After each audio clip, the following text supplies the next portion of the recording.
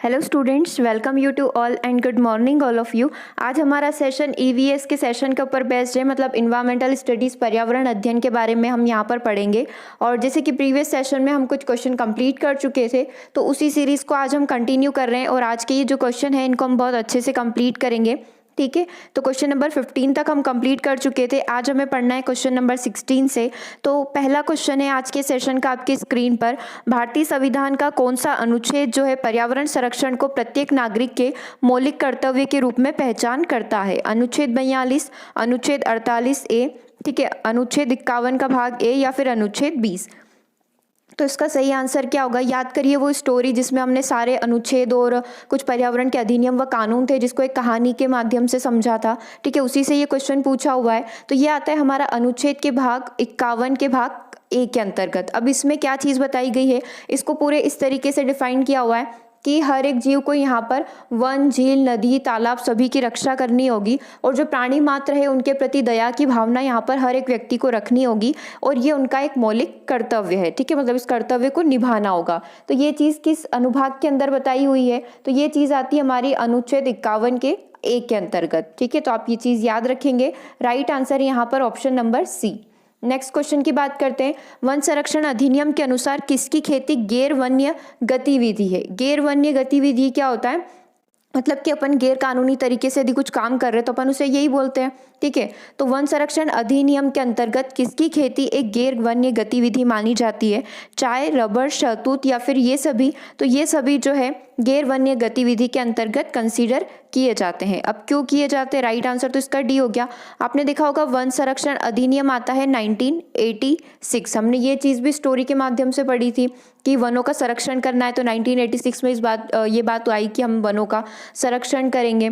ठीक है, तो वन संरक्षण अधिनियम 1986 के अंतर्गत ये कंसीडर किया गया है कि चाय, रबर, शहतूत की खेती करना एकदम से हम नहीं कर सकते, हमें पहले परमिशन या किसी की जो सरकार वगैरह की परमिशन की आवश्यकता होती है। नेक्स्ट क्वेश्चन पर अपन बात करते हैं। क्वेश्चन नंबर 18, वायुमंडल का कौन सा भाग प्रकाश की पराबैंगनी किरणों को पृथ्वी की सतह पर आने से रोकता है? तो कौन सा मंडल इसके लिए रिस्पॉन्सिबल है? समताप मंडल, शोभ मंडल, मध्य मंडल या फिर आयन मंडल? तो हमसे पूछा क्या गया है कि पराबैंगनी किरणों को धरती पर आने से रोकना। तो ये कार्य किसका होता है? राइट आंसर यहाँ पर क्या होगा? ऑप्शन नंबर 1, ये कार्य होता है समताप मंडल का। अब समताप मंडल का कैसे? आपने देखा होगा जहाँ पर आप रहते हैं यहाँ शोभ मंडल होता है, इसके ऊपर हमारा दूसरे नंबर पर समताप मंडल आता है, तीसरे नंबर पर हमारा मध्य मंडल आता है, और चौथे नंबर पर आता है हमारा आयन मंडल। ठीक है, तो अब जब हम बात कर रहे हैं समताप मंडल की, तो अब देखो समताप मंडल में क्या होता है। समताप मंडल में ये चीज़ होती है कि यहाँ पर पाई जाती है ओजोन परत, ओजोन लेयर पाई जाती है। अब ये क्या करती है? सूर्य की जो हानिकारक किरणें आ रही है, अल्ट्रावायलेट रेज, पराबैंगनी किरणें आ रही है, अब ये एकदम से इनको धरती पर नहीं आने देती है। ठीक है, अब ये इसका कार्य तो हो गया। समताप मंडल में जो ओजोन लेयर है उसने अपना प्राकृतिक रूप से अपना कार्य कर दिया है, लेकिन अब मनुष्य क्या कर रहा है? ज़्यादा से ज़्यादा हानिकारक गैसेस वगैरह इनका सबका प्रयोग कर रहा है, प्रदूषण कर रहा है, तो ओजोन परत में क्या होते जा रहे हैं? छेद होते जा रहे हैं। अब जैसे ही छेद होंगे तो वो किरणें जो उस छेद में से होती हुई बाहर आ जाएगी। ठीक है, तो अब इसकी वजह से क्या हो रहा है कि जो पराबैंगनी किरणें धरती पर आ रही है और इससे बहुत सारे रोग हो रहे हैं। अगर आपसे ये पूछ लिया जाए कि कौन कौन से रोग उत्पन्न हो रहे हैं, तो यहाँ पर एक त्वचा का कैंसर होता है, बहुत आम बात है। ठीक है, मोतियाबिंद की जो बीमारी होती है वो इसी की वजह से भी हो सकती है। ठीक है, तो ये पराबैंगनी किरणों के कारण ही ये सारी बीमारियां फैलती है। तो हमें बचाता कौन है? समताप मंडल के अंदर जो ओजोन परत पाई जाती है वो हमारी रक्षा करती है। ठीक है, ये चीज़ क्लियर है। आगे बात करते हैं नेक्स्ट क्वेश्चन की। नेक्स्ट क्वेश्चन है हमारे पास, भूतापीय ऊर्जा किस प्रकार का ऊर्जा संसाधन है? क्या एक पारंपरिक और नवीनीकृत, अपारंपरिक या अनवीनीकृत, अपारंपरिक या फिर नवीनीकृत, या फिर पारंपरिक या फिर अनवीनीकृत? तो सबसे पहले आपको ये पता होना चाहिए कि भूतापीय ऊर्जा क्या होती है। तो भूतापीय ऊर्जा क्या होती है? आप क्या देखते हैं कि पृथ्वी के अंदर गर्म जल पाया जाता है। अब हम उस गर्म जल की प्राप्ति कैसे कर सकते हैं? तो गर्म जल की प्राप्ति हमें झरनों के रूप में होती है। ठीक है, झरनों के रूप में जो गर्म जल प्राप्त होता है उसे हम प्राप्त कर लेते हैं। तो ये किस प्रकार का एक स्रोत हमारे लिए हो सकता है? तो ये एक प्रकार का अपारंपरिक स्रोत है। ठीक है। अपारंपरिक स्रोत तो हो गया, ठीक है। और नवीनीकृत कैसे? नवीनीकृत ऐसे कि इसका नवीनीकरण हम कर सकते हैं, ठीक है। अब ये तो बेसिक सी बात हो गई कि भूतापीय ऊर्जा क्या होती है, हम इसको पूरा डिटेल में भी डिस्कस कर चुके हैं जब हम लोग प्राकृतिक और अप्राकृतिक संसाधन समझे थे, ठीक है। तो एक प्रकार का अपारंपरिक और नवीनीकृत संसाधन ये होता है। अब इसके अंदर और डिटेल में मैं आपको थोड़ा बता देती हूँ कि भारत में ऐसे कौन कौन से क्षेत्र है जहाँ पर हम लोग इस तरीके से भूतापीय ऊर्जा प्राप्त कर सकते हैं, झरने के रूप में हमें ये ऊर्जा मिल सकती है, ठीक है। पृथ्वी के अंदर जो गर्म जल है हम उसको कहाँ कहाँ पर प्राप्त कर सकते हैं या फिर कहाँ पर देखा जाता है? तो हिमाचल प्रदेश में जो एक मणिकर्ण है, ठीक है, आप ये सारी चीज़ें नोट डाउन भी करें साथ के साथ। हिमाचल प्रदेश में मणिकर्ण है, वहाँ पर आप देख सकते हैं, ठीक है। एक पूगा घाटी करके जो कि लद्दाख में, वहाँ पर गर्म जल का झरना बहता है, ठीक है। एक ताता पानी है झारखंड में तीसरे नंबर पर, वहाँ पर भी आपको गर्म पानी का झरना दिख सकता है, ठीक है। और एक खम्मम है तेलंगाना में करके, यहाँ पर सारे भूतापी से जो बिजली होती है इसका उत्पादन किया जाता है। एक बार मैं नाम रिपीट कर रही हूँ, कोई छूट गया हो तो आप लिखें उसको।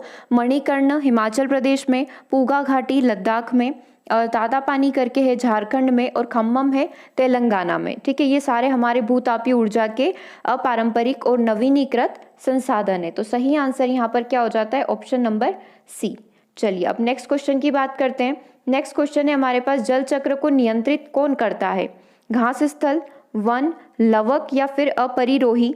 तो जल चक्र को नियंत्रित करना, हमने वाटर साइकिल पढ़ा है, ठीक है। उसमें जो उसको नियंत्रण किसके द्वारा किया जाता है? तो किसके द्वारा किया जाता है? वन के द्वारा ही किया जाता है, ठीक है। वन से ही क्या होता है? वन ही तो वर्षा के लिए एक रिस्पॉन्सिबल तत्व है, वर्षा है तो जल है, तो इसी तरीके से जल चक्र को नियंत्रित करने का एक रिस्पॉन्सिबल तत्व आप मान सकते हो वन को। इसी तरीके से वन और किस किस में भूमिका निभाते हैं? तो हमने एक ऑक्सीजन साइकिल भी पढ़ा है, एक फॉस्फोरस साइकिल भी पढ़ा है। तो ये सारे क्या है?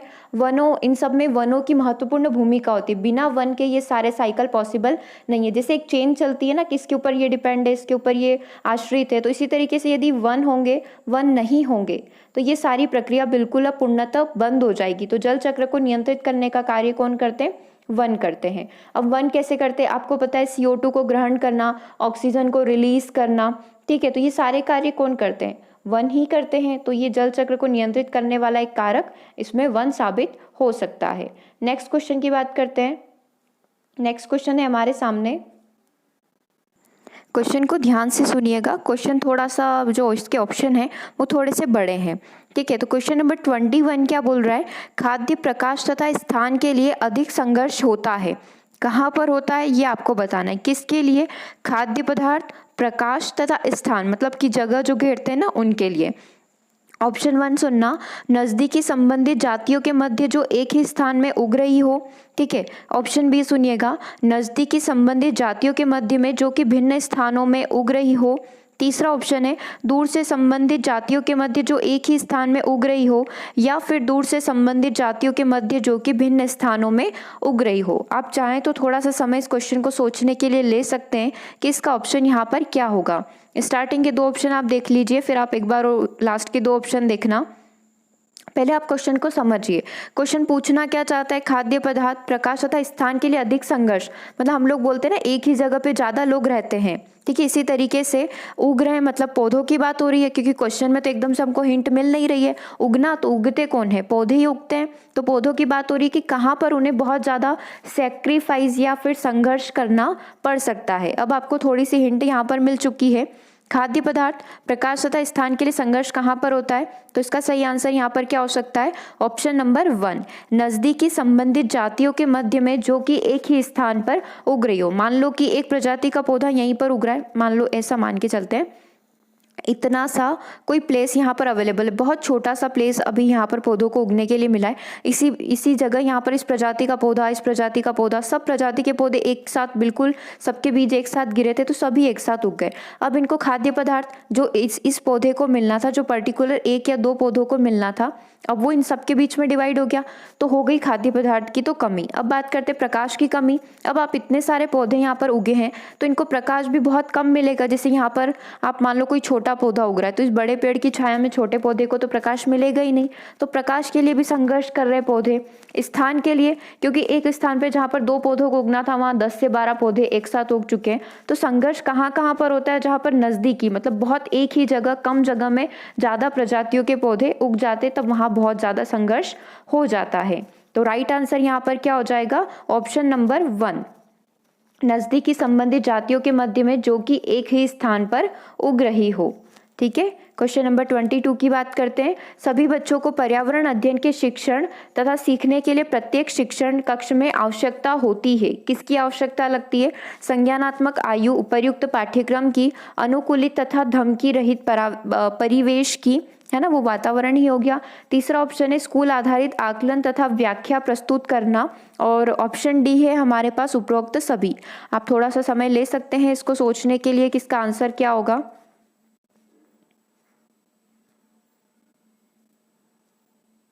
चलिए, तो अपन इसका आंसर देख रहे हैं। इसका आंसर है हमारे पास ऑप्शन नंबर डी, उपरोक्त सभी। क्योंकि जब पर्यावरण अध्ययन हम लोग करवा रहे हैं, क्योंकि हम लोग शिक्षण उसी की बात करते हैं, पर्यावरण शिक्षण की, और सीखने के लिए प्रत्येक शिक्षण कक्ष में किस चीज़ का होना बहुत ज़्यादा जरूरी। एक तो संज्ञानात्मक और उपर्युक्त पाठ्यक्रम कैसे, जैसे कि इस बच्चे की आयु के लिए ये पाठ्यक्रम उचित है, बड़े बच्चे तो उनके लिए पाठ्यक्रम थोड़ा लेवल का होगा, तो ये चीज़ तो सही है। अनुकूलित तथा धमकी रहित परिवेश, जहाँ पर बच्चों को धमकी, इस प्रकार का कोई डर, फियर उनके मन में ना हो, तो अनुकूलित तथा धमकी रहित परिवेश। और स्कूल आधारित आकलन तथा व्याख्या प्रस्तुत करना, ठीक है, आकलन वो एक तरीके से मूल्यांकन करना, तो स्कूल आधारित हो और उसकी व्याख्या प्रस्तुत करना। ठीक है, तो राइट आंसर क्या हो जाएगा यहाँ पर, option number D. Next question की बात करते हैं। पर्यावरण अध्ययन के सीखने के मुख्य प्रशिक्षण संकेतांक क्या है, संकेतक क्या है, पर्यवेक्षण तथा रिपोर्टिंग, अभिव्यक्ति, व्याख्या और वर्गीकरण, पूछताछ, विश्लेषण और प्रयोग, या फिर उपर्युक्त सभी। जब पर्यावरण अध्ययन में बच्चे ने कुछ भी सीखा है या नहीं सीखा है, इसका प्रशिक्षण किस संकेतक के माध्यम से लिया जा सकता है। पर्यवेक्षण करना, ठीक है, इन्वेस्टिगेशन आप इसको इंग्लिश में समझ सकते हैं, रिपोर्टिंग करना, अभिव्यक्ति, व्याख्या और वर्गीकरण, पूछताछ, विश्लेषण और प्रयोग करना, या फिर उपरोक्त सभी। तो राइट आंसर यहाँ पर क्या हो जाएगा, उपरोक्त सभी। ये सारी चीजें हमारे एक संकेतक के रूप में कार्य करती है। ठीक है, तो राइट आंसर, वैसे किसी भी पेडागोजी में आपको किसी भी शिक्षण में ये आए, पर्यावरण अध्ययन के अलावा संस्कृत है आपका, संस्कृत शिक्षण है ना, उसके अलावा आपके जितने भी शिक्षण होते हैं, मैथ्स का हो गया, तो सभी में इसी तरीके के क्वेश्चन पूछे जाते हैं, सब में ये चीजें आवश्यक होती है। तो इस टाइप के क्वेश्चन का आपको सभी में आंसर क्या करना है, ऑप्शन नंबर डी। देखो, पेडागोजी तो सेम होती है कि पढ़ाना कैसे, टीचिंग की वही मेथड्स होती है। हालांकि जैसे मैथ्स में पढ़ाने के कुछ अलग तरीके होते हैं। मैथ्स में आपको पहले फॉर्मूलाज लिखवाए जाते हैं, फिर आपको एग्जाम्पल करवाए जाते हैं। इंग्लिश में पहले आपको एग्जाम्पल दिए जाते हैं, फिर आपको रूल्स वगैरह बताए जाते हैं। तो इस तरीके से कुछ थोड़े बहुत अलग डिफरेंट तरीके हो सकते हैं, बाकी बिल्कुल पेडागोजी जो हमारा बिल्कुल सेम रहता है। ठीक है, क्वेश्चन अगले बढ़ते हैं। प्राथमिक स्तर पर पर्यावरण अध्ययन की पाठ्यपुस्तक में निम्नलिखित में से कौन सी विशेषता नहीं होनी चाहिए। बात किसकी की गई है कि पर्यावरण अध्ययन की पाठ्यपुस्तक में किस चीज की विशेषता आपको नहीं मिलेगी। यह प्राकृतिक और समाज सांस्कृतिक परिवेश को एकीकृत तरीके से प्रस्तुत करती है। सेकंड है हमारा, यह शिक्षार्थियों, सेकेंड ऑप्शन देखो, यह शिक्षार्थियों की वैविध्यपूर्ण पृष्ठभूमि की जरूरतों को पूरा करता है। तीसरा है, यह वास्तविक कहानियों और घटनाओं को शामिल करती है। और फोर्थ ऑप्शन है, यह परिभाषाओं और अमूर्त अवधारणाओं की व्याख्या करने पर ध्यान केंद्रित करती है। आप एक बार और क्वेश्चन को देखिए, क्वेश्चन हमसे क्या पूछ रहा है, option A, option B, option C और ऑप्शन डी। और आपसे पूछा है क्या विशेषता नहीं होनी चाहिए। ठीक है, मतलब कि 3 विशेषताएं सही होगी और एक विशेषता आपकी गलत होगी, जो कि आप यहाँ पर अभी सिलेक्ट करेंगे। ठीक है, कुछ सेकेंड्स हैं आपके लिए इसको सोचने के लिए। देखिए इसका सही आंसर यहाँ पर क्या हो सकता है। ठीक है, आई थिंक आज वॉइस वाला कोई भी इशू नहीं होगा। बिल्कुल आज मैं बिल्कुल ध्यान रख रही हूँ कि मैं थोड़ा लाउड बोलूँ। फिर भी यदि कोई अभी भी इशू लग रहा है तो आप प्लीज़ बताइए कि वॉइस अभी भी कम आ रही है। ओके, चलिए, तो अभी सही आंसर क्या होगा, इसका सही आंसर है हमारा ऑप्शन नंबर डी, यह परिभाषाओं और अमूर्त अवधारणाओं की व्याख्या करने पर ध्यान केंद्रित करता है। क्या हमने जब पर्यावरण शिक्षण पढ़ा था तो हमने कहीं भी ऐसी चीज़ देखी थी क्या कि जहाँ पर परिभाषाओं के ऊपर ध्यान केंद्रित किया जाएगा।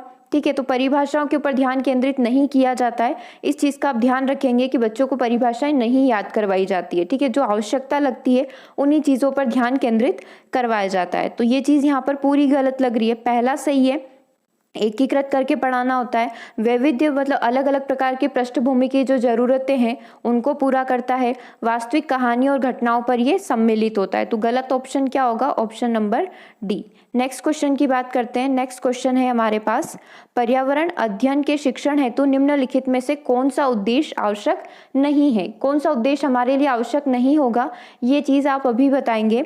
भौतिक और सामाजिक पर्यावरण के प्रति संवेदनशीलता विकसित करना, विज्ञान के आधारभूत प्रत्यय और सिद्धांतों को रटकर याद कर लेना, पर्यावरण को खोजने या फिर जानने के अवसर प्रदान करना, अवलोकन, मापन, भविष्य कथन और वर्गीकरण जैसे कौशल का विकास करना। अभी क्वेश्चन में क्या पूछा था, एक बार और अपन क्वेश्चन पर आते हैं। पर्यावरणीय अध्ययन के शिक्षण हेतु निम्नलिखित में से कौन सा उद्देश्य आवश्यक नहीं है? आवश्यक नहीं है मतलब कि अच्छा नहीं होगा, जो गलत है वो अपन को सिलेक्ट करना है। तो रटने वाली चीज से ही अपन को नीचे पढ़ने की भी आवश्यकता नहीं थी, यहीं पर अपन को पता चल गया था कि रटना, तो ये चीज गलत है। और थोड़ा सा आप नीचे जाकर देखना कि अपन को 1 और 2 इस तरीके के वो स्टेटमेंट और होते हैं ना कि हमको ऑप्शन सिलेक्ट करना होते हैं, वो नहीं है। तो ये तो कंप्लीटली गलत होता है कि चीज़ों को रटना। तो आप डायरेक्टली यहाँ पर आंसर लगाकर अपना समय बचा सकते हैं, ठीक है। चलिए आगे बढ़ते हैं। नेक्स्ट क्वेश्चन है हमारा, इसका सही आंसर क्या हो गया? Option number B. Next question की बात करते हैं। पेड़ों की कटाई घटाती है, किस चीज को घटाती है? वर्षा को, मृदा अपरदन को, भूस्खलन को, या फिर ये सभी? कुछ समय आपके पास है सोचने के लिए, आप आंसर करेंगे, इसका आंसर क्या होगा?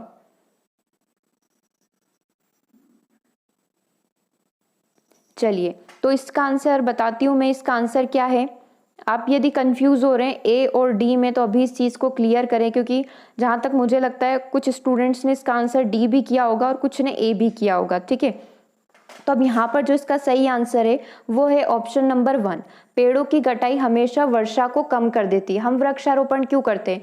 ज़्यादा से ज़्यादा हम प्लांटेशन पौधों को क्यों लगाते हैं? क्योंकि पेड़ों की कटाई जो है वो क्या, डिफॉरेस्टेशन की वजह से क्या होगा? वर्षा नहीं होगी, भूस्खलन होगा, मृदा अपरदन होगा, बाढ़, सूखा, ये सब चलता रहता है। तो इसको सभी ये जो प्राकृतिक आपदाएं होती है, इन सभी को कम करने के लिए हम लोग क्या करते हैं? हमें ज़्यादा से ज़्यादा मात्रा में वृक्षारोपण करना चाहिए। तो यदि ज़्यादा से ज़्यादा हम लोग पेड़ों की कटाई करते हैं तो वर्षा में कमी आती है, ठीक है। अब वर्षा में कमी आती है और दूसरा ऑप्शन देखते हैं कि मृदा अपरदन में कमी आती है। क्या ये चीज़ जम रही है? पेड़ों की कटाई करने से मृदा अपरदन तो बढ़ता है, कम कहाँ होता है? क्योंकि पूछा तो हमसे क्या गया था कि कौन सी चीज़ घटती है, ठीक है। तो मृदा अपरदन तो बढ़ता है, भूस्खलन भी बढ़ता है। तो हमारा जो ऑप्शन नंबर डी था इस तरीके से गलत हो जाता है, ठीक है। क्योंकि नॉर्मली हम अभी तक जिस प्रकार के क्वेश्चन कर रहे थे कि पेड़ों की कटाई के लिए रिस्पॉन्सिबल, उसकी वजह से क्या क्या हानि होती है, तो वहां पर आपका क्वेश्चन क्या था? इसी तरीके का क्वेश्चन हम पहले भी कर चुके हैं। तो वर्षा की कमी, पेड़ों की कटाई करने से क्या होता है? वर्षा में कमी हो जाती है, तो हम सही करते थे। मृदा अपरदन होता है, सही बात है। भूस्खलन होता है, सही बात है। इसलिए हम लोग लगा रहे थे कि ऑप्शन नंबर डी सही है। लेकिन एग्जामिनर हमसे भी बड़े वाले हैं, उन्होंने क्या करा? क्वेश्चन ही चेंज कर दिया कि पेड़ों की कटाई घटाती है। किस चीज को घटाती है? वर्षा को घटाती है। तो राइट आंसर क्या हो जाएगा? ऑप्शन नंबर ए, ठीक है। आगे बात करते हैं क्वेश्चन नंबर 27 की। प्राथमिक स्तर पर पर्यावरण अध्ययन में मान समुदाय सीखने सिखाने का एक महत्वपूर्ण संसाधन है, क्योंकि, ठीक है।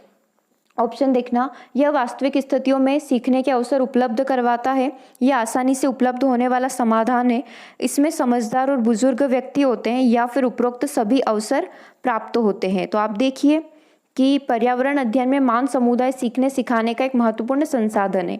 समुदाय, आसपास के लोग, ये हमें सीखने में मदद करते हैं, सिखाने में मदद करते हैं, क्योंकि इन लोगों के पास, जो बड़े लोग होते हैं जिन्हें बहुत ज़्यादा नॉलेज होता है, सबके पास नॉलेज होता है, तो वो अपना नॉलेज शेयर करते हैं पर्यावरण से संबंधित। तो क्यों करते हैं? इससे क्या होता है? ये चीज़ हमें जाननी है, ठीक है। तो यह वास्तविक स्थितियों में सीखने के अवसर उपलब्ध करवाते हैं, सही चीज़ है। तो ऑप्शन ए यहाँ पर सही हो गया, ठीक है। दूसरा, ये आसानी से उपलब्ध होने वाला समाधान है। अच्छे से हम लोगों के बिना किसी पैसा लगाए हम लोग सभी से सजेशन ले सकते हैं। सजेशन समाधान के लिए, ठीक है, सुझाव के लिए कोई भी पैसा नहीं लेता है। इसमें समझदार और बुजुर्ग व्यक्ति होते हैं जो हमें सिखाते हैं, और उपरोक्त सभी अवसर प्राप्त होते हैं। पहला भी अवसर हमें प्राप्त होगा, दूसरा भी प्राप्त होगा और तीसरा भी प्राप्त होगा। तो इसलिए राइट आंसर यहाँ पर क्या हो जाएगा? ऑप्शन नंबर डी, उपरोक्त सभी अवसर हमें यहाँ पर प्राप्त होते हैं, ठीक है। ये चीज़ क्लियर है। आगे बढ़ते हैं क्वेश्चन नंबर 28 की तरफ। भागीरथी नदी का उद्गम स्थल है Pindari glacier, Satopanth glacier, Chorabari glacier या फिर गोत्री ग्लेशियर। तो हमने ये चीज़ डिस्कस भी करी थी कि कौन सी नदी का उद्गम स्थल कहाँ से होता है ना। तो भागीरथी का उद्गम स्थल हमने देखा था गोत्री ग्लेशियर से। गोत्री या फिर गोमुख ग्लेशियर या फिर आप गंगोत्री ग्लेशियर बोल लो, सभी एक ही चीज़ है। तो राइट आंसर क्या है यहाँ पर? Option number D. एक काम करते थोड़ा सा इसको अभी पढ़ लेते हैं ताकि आपका जो पुराने जो है वो चीज़ें रिवाइज हो जाएगी। देखो भागीरथी नदी जो है गंगोत्री ग्लेशियर से निकलती है। अब ये कहाँ पर है? तो देखो ये उत्तराखंड में है, ठीक है। अब क्या होता है, उत्तराखंड का जो उत्तरकाशी है, ठीक है, वहाँ पर देवप्रयाग है, ठीक है। अब ये देवप्रयाग में जाकर क्या होता है, गंगा नदी से मिलती है, ठीक है। अब ये गंगा नदी से मिल गई, उसके बाद क्या होता है इसके अंदर, रुको मैं इसको थोड़ा अच्छे से बताती हूँ आपको, देखना अच्छे से समझना इस चीज़ को ताकि नेक्स्ट टाइम हमको कभी भी इस चीज़ पर डाउट ना हो। अब हमने क्या बोला कि भागीरथी नदी कहाँ से निकलती है? गंगोत्री ग्लेशियर से निकलती है, ठीक है। तो यहाँ से निकली हमारी भागीरथी नदी, ठीक है, ये यहाँ से निकली हमारी भागीरथी नदी, बिल्कुल यहाँ से निकलते हुए आगे गई, आगे जाकर ये अलकनंदा, ठीक है, अलकनंदा से मिल जाएगी, ठीक है। अब अलकनंदा फिर आगे बढ़ी, अलकनंदा अब आगे बढ़ती है, अलकनंदा अब जाकर जो है गंगा में मिल जाती है, ठीक है। तो गंगोत्री ग्लेशियर से निकलती है भागीरथी नदी, गोमूत्र आप इसको बोल सकते हैं, गोमुख ग्लेशियर आप बोल सकते हैं, ठीक है, गंगोत्री ग्लेशियर आप बोल सकते हैं। अब ये उत्तराखंड में जो उत्तरकाशी है जहाँ पर देवप्रयाग है, वहाँ पर जाकर ये देवप्रयाग, यहाँ पर जाकर अलकनंदा से मिलते हुए गंगा से मिलती है, गंगा नदी बनती है, ठीक है। और ये चीज़ें आपसे पूछी जा सकती है। और क्या क्या पूछा जा सकता है कि गंगा की सहायक नदियाँ कौन कौन सी यहाँ पर आकर मिलती है? तो रुद्र गंगा, केदार गंगा, अलकनंदा, ये सारी यहाँ पर आकर गंगा नदी में मिल जाती है। इस तरीके से यहाँ से गंगा नदी का निर्माण होता है और ये फिर आगे अपना जो बहने का जो प्रोसेस है वो कंप्लीट करती है। अभी हमसे क्वेश्चन में क्या पूछा गया था, वापस से क्वेश्चन पर आते हैं। भागीरथी नदी का उद्गम स्थल कहाँ पर है? तो गोत्री ग्लेशियर से, और भागीरथी नदी पर ही टेहरी डैम बना हुआ है। आपसे क्वेश्चन यूँ भी पूछा जा सकता है कि टेहरी डैम जो है कौन सी नदी पर बना हुआ है? भागीरथी नदी पर बना हुआ है। कहाँ पर है? उत्तराखंड में, ठीक है। तो ये 4 से 5 क्वेश्चन हमारा अकेला एक ये जो क्वेश्चन है ये कंप्लीट कर जाता है, ठीक है। तो इसका राइट आंसर क्या हो गया? Option number D. Next question की बात करते हैं। मीना माता रोग प्रदूषण जनित रोग है जिसका परिणाम है समुद्र में बिखरे तेल का। आपने देखा है समुद्र में जो तेल के कंटेनर ट्रांसपोर्ट होते हैं, एक्सपोर्ट होते हैं इधर से उधर, तो वो कभी कभी पूरे समुद्र में जो जहाज होते हैं वो उल्टे हो जाते हैं, जिसकी वजह से क्या होता है कि पानी पर तेल की परत जम जाती है। तेल की परत जमने से क्या होगा कि पानी के अंदर जो जीव हैं, मछली हो गए, छोटे छोटे कीट हो गए, तो वो क्या होते हैं, सांस नहीं ले पाते, जिसकी वजह से वो मर जाते हैं। अभी बहुत सारे केसेस ऐसे उत्पन्न हो रहे थे, तो फिर कुछ साइंटिस्ट लोग हैं, उन्होंने ऐसा किया है कि जहाँ पर इस तरीके के तेल वगैरह जो होते हैं, जो लीकेज हो जाते हैं या फिर जब जहाज उल्टे हो जाते हैं तब तेल पूरा फैल जाता है, समुद्र की परत बन जाती है। तो उस पर भी एक अजीब सा उन्होंने कुछ केमिकल बनाया, उस केमिकल को डालते ही वो सारा जो है तेल का जो परत है उसका जो प्रभाव है वो खत्म हो जाएगा। तो इस तरीके का कुछ न्यूज़पेपर में आया था, ठीक है। अभी वापस से अपन क्वेश्चन पर आ जाते हैं। मीना माता रोग प्रदूषण किसका परिणाम है? वायुमंडल में आर्सेनिक जमा हो जाता है उसका, औद्योगिक पारा व्यर्थ को पानी में छोड़ देने पर, या फिर मनुष्य के कार्बनिक व्यर्थ को पीने के पानी में छोड़ने पर। तो मीना माता रोग होता क्यों है ये आपसे पूछा गया है, ठीक है। ये अपन ने पढ़ा भी है, तो आपको याद आ गया होगा कि कब अपन ने पढ़ा था, जब अपन सारे रोग पढ़ रहे थे। जल प्रदूषण, जल प्रदूषण के अंदर कितने प्रकार की बीमारियां हो सकती है जल प्रदूषण से। फिर अपन वायु प्रदूषण भी पढ़े थे, तो वही क्वेश्चन है ये, वही उसी टॉपिक से मैंने उठाया हुआ है। तो राइट आंसर क्या है यहाँ पर? Option number C. औद्योगिक पारा पदार्थ जो है, पारे को हम लोग क्या करते हैं जब पानी में छोड़ देते हैं तो उससे मीना माता रोग होता है। अब ये मीना माता रोग में सिम्टम्स क्या क्या हैं? तो देखो अंगों के जो हमारे संवेदन होते हैं, जैसे कि जीभ हमारा स्वाद का कार्य करती है, नाक सूंघने का कार्य करता है, कान सुनने का कार्य करते हैं, तो ये बिल्कुल शून्य हो जाते हैं, मतलब ये कार्य करना बंद कर देते हैं, ठीक है। आँख नाक कान ये सब इनकी एक्टिविटी बंद हो जाती है। अंधापन आ जाता है, बहरापन आ जाता है और मानसिक असंतुलन उत्पन्न हो जाता है। किसकी? जब पानी में पारे की मात्रा बढ़ जाती है, ठीक है।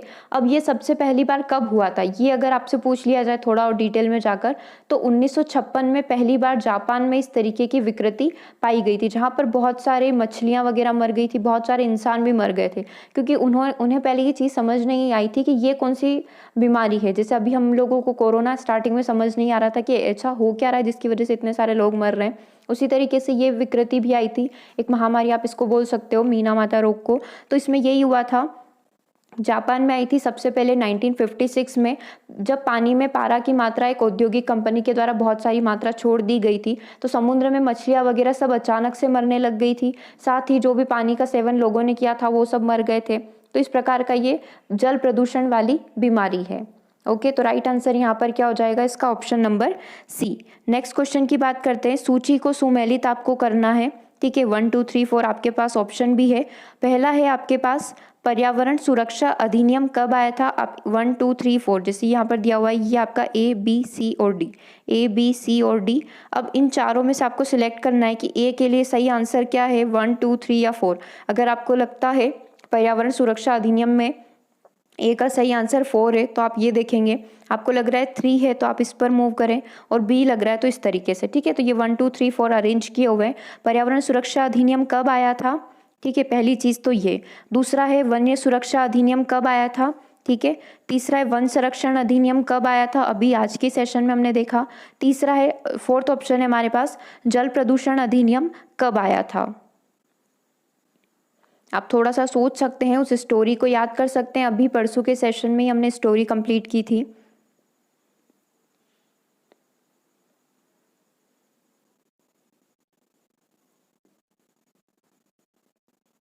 देखो, इसमें आप क्या करो, एक एक चीज़ को बिठाने की कोशिश करो, ठीक है। आपको अगर इसमें से एक या दो चीज़ें भी आइडिया है कि ये कब मनाए गए थे या ये अधिनियम कब लाए गए थे, तो इसमें आप आसानी से आंसर कर सकते हैं। तो यदि आपको ये पता है कि पर्यावरण सुरक्षा अधिनियम कब आया था, तो कब आया था हमारा पर्यावरण सुरक्षा अधिनियम? 1986 में आया था। तो हम इसको क्या टिक कर सकते हैं? 2, मतलब कि पहला हमारा पूरा गलत है, दूसरा पूरा गलत है, क्योंकि ये क्या बोल रहा है कि आपका 1972 या फिर 1980 सही होगा, जो कि गलत है, ठीक है। तो अब भी इसको काट देते हैं, इसको काट देते हैं। अब हमारे पास बचा है सी और डी। तो अब ये तो पता है हम लोगों को कि पर्यावरण सुरक्षा अधिनियम हमारा जो आया था 1986 में आया था। अब थोड़ा सा और आगे बढ़ते हैं। यदि हमें इन तीनों में से एक भी पता होगा तो आसानी से हम लोग आंसर कर लेंगे। तो याद रखने में आसानी होती है जल प्रदूषण निवारण को 1974 में, क्योंकि हम लोगों ने टाइगर की रक्षा करी थी। फिर उसके बाद ही पता चला था कि हम लोगों को क्या करना पड़ेगा, अब पानी को भी स्वच्छ करना पड़ेगा। ये उस स्टोरी में पढ़ा था हम लोगों ने, ठीक है। तो अब राइट आंसर क्या हो जाएगा इसका? यहाँ पर जो है हमारा जल प्रदूषण और निवारण अधिनियम कब मनाया गया था, कब बना था? 1974 में। मतलब कि ये जो डी है इसका सही आंसर क्या है? 1 है। तो ये वाली चीज़ सही हो गई, तो सी को भी काट दो। राइट आंसर क्या हो जाएगा? डी। एक बार और अपन पूरा करते हैं। पर्यावरण सुरक्षा अधिनियम आया था हमारा, कब आया था? 1986 में, ठीक है। ये इसका आंसर हो गया ए का। अब वन्य जीव सुरक्षा अधिनियम कब आया था? तो वन्य जीव सुरक्षा अधिनियम हमारा 1972 में आया था, ठीक है। ये बी हो गया। अब तीसरा वन संरक्षण अधिनियम कब आया था? 1980 में आया था। तो ये इसका सी आंसर हो गया, और जल प्रदूषण का आंसर हो गया डी, ठीक है। तो अब इसका आंसर आप मैच कर लो। पहले का 2 है, दूसरे का 3 है, तीसरे का हमारा 4 आ रहा है, ठीक है। 4 आ गया, और फोर्थ वाले का 1 आ गया। तो आंसर क्या हो गया? 2 3 4 एंड 1। तो आपको कैसे भी करना है, अधिनियम तो याद करना ही है, चाहे आप अपनी खुद की ट्रिक बनाएं, चाहे आप उस स्टोरी से पढ़ें।